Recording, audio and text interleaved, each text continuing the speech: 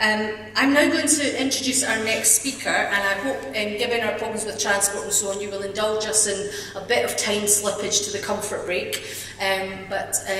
This is absolutely worth it, because I am really delighted that we have with us Amal who's currently with the Mental Health Foundation. Some of you may know Amal already, one of the original Glasgow girls, who's now one of the kind of foremost campaigners for human rights and social justice in Scotland.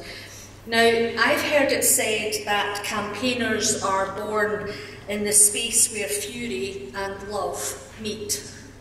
And I think that's true of Amal.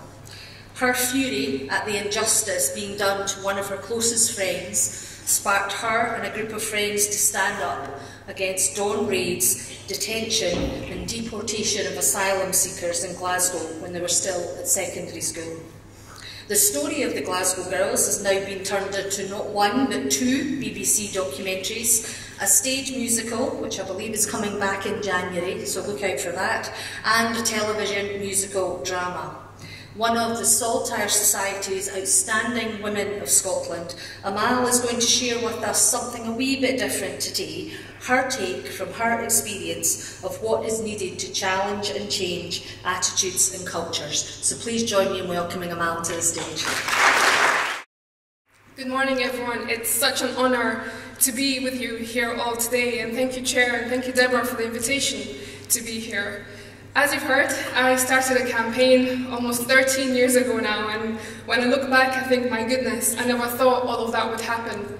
To give you a bit of a background, I was born in East Africa, Somalia to be precise. I was born in a country where human rights did not exist, women's rights did not exist. There was no voice for women.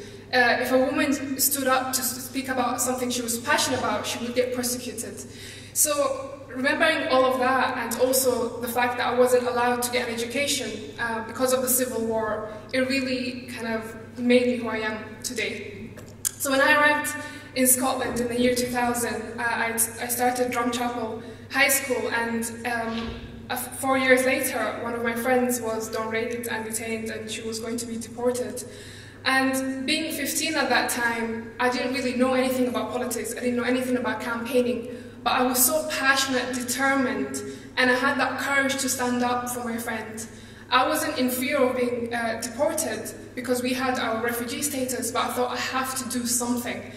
We live in a country where we can stand up for human rights. We have a voice here, and we need to use it to speak up for others, especially other women. But at that time, I didn't think of that. I didn't think, oh, as a fellow woman, I need to do that. I thought, as a fellow human being, I had the responsibility and the duty to stand up for what's right. And I'm very proud to be part of this community here in Scotland, where we always stand up for justice. When we started campaigning, people from all walks of life came together, and I think that's why the campaign was so successful. It wasn't just a group of 7 schoolgirls fighting for their friend. It was actually our local, media journalists. We had our local grannies, as I like to call them, Noreen and Jean, who would get up on the high-rise flats looking out for the detention vans, and every time they saw the vans coming, they would call every asylum seeker on their list to go to the local community centre. It was people like that that really inspired us to continue to stand up for what's right. Now, don't get me wrong, it wasn't always easy. It was an emotional roller coaster. One minute we were on a high, and then another minute we find out that one of our other friends has been deported. But we never stopped.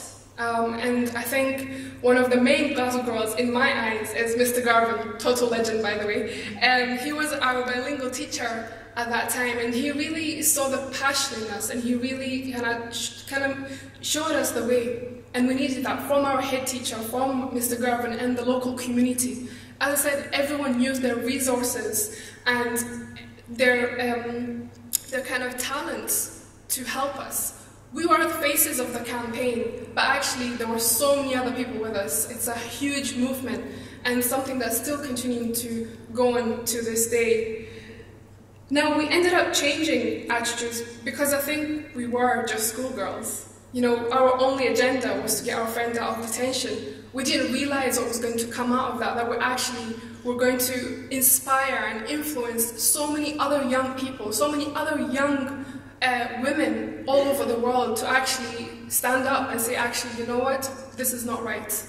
And it wasn't just about refugee issues, it was about, you know, mental health, it was about, obviously, gender inequality and so on. And that for us was really overwhelming, and we're very grateful for that. Now, having said that, I spend a lot of time speaking at schools, sharing the story of the campaign. And one of the things I hear quite a lot from young people is that they don't feel that they learn enough about politics, about challenging gender inequality, and also about how they can use their voice to help others. And I hope that by hearing myself speak and others speak, that actually they can go on to do that as well, and through things like the musical, because I think using different methods to create change is so powerful. I mean, the musical reached such a huge audience that we couldn't have reached ourselves. So I think everyone has a talent, everyone has a skill that can be used and utilized to ensure that we all speak up for what's right and challenge those negative attitudes. I genuinely believe that education is the key to challenge gender inequality. I think peer support is so important as well. And I think that the need to be fearless, which is something I really miss, because when I was 15, which I really miss, by the way, I was really fearless. I actually thought, you know what, this has to stop. And I remember the first time I was on the BBC News and the Herald newspaper, I went home and my mom was just standing at the door and she was just like, wow, really? Is this what you're doing now? She's like, do you remember where we came from? Yes, people get persecuted for that. I was like, well, guess what, Mom? We're in Scotland.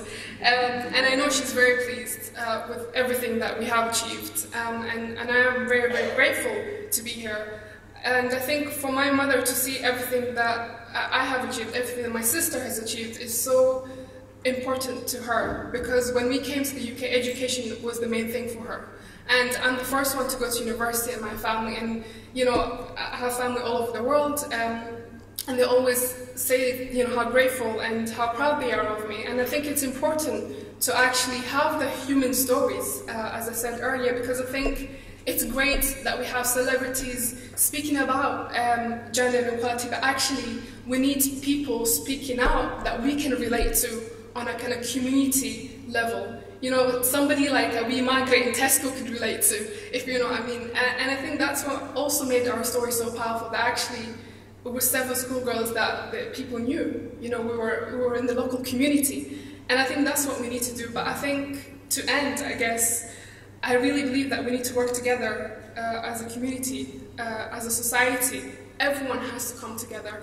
It's not just one group that needs to work to tackle this. And again, everyone has a responsibility to ensure that everyone is treated equally and fairly. Change is not only possible, it is really needed.